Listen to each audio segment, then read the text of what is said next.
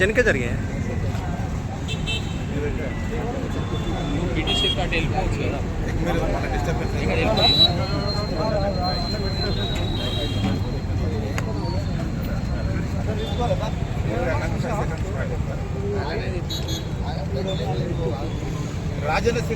శాసనసభ ఎన్నికల్లో మరి 3 రాష్ట్రాలలో అస్సాం, పుదుచ్చేరి, పశ్చిమ బెంగాల్.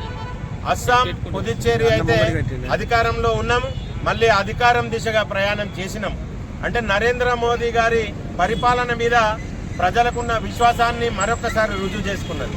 అదే రకంగా పశ్చిమ బెంగాల్లో ఏదైతే ఈసారి జరిగిన ఎన్నికల నిర్వహణ, అదే రకంగా ఎన్నికల్లో ప్రజలకు భారతీయ జనతా పార్టీ మీద ఉన్న విశ్వాసాన్ని ఈరోజు ప్రజలందరూ ప్రపంచానికి తెలియజేసింది. ఏదైతే ప్రపంచవ్యాప్తంగా ఈ ఎన్నికలను ఉత్కంఠభరిగా చూసిర్రు.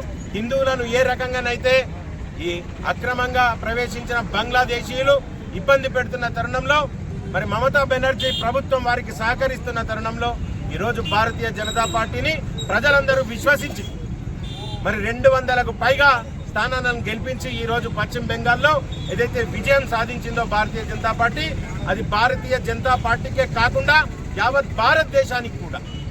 భారతదేశానికి కూడా ఇది జరగవలసిన పరిణామం. ఏదైతే భారతదేశం యొక్క భద్రత, సురక్షిత, దానిలో భాగంగా ఈరోజు పశ్చిమ బెంగాల్లో కావలసిన తీర్పును ప్రజలందరూ మమేకమై ఈరోజు ఈ విజయాన్ని భారతీయ జనతా పార్టీకి ఇచ్చారు.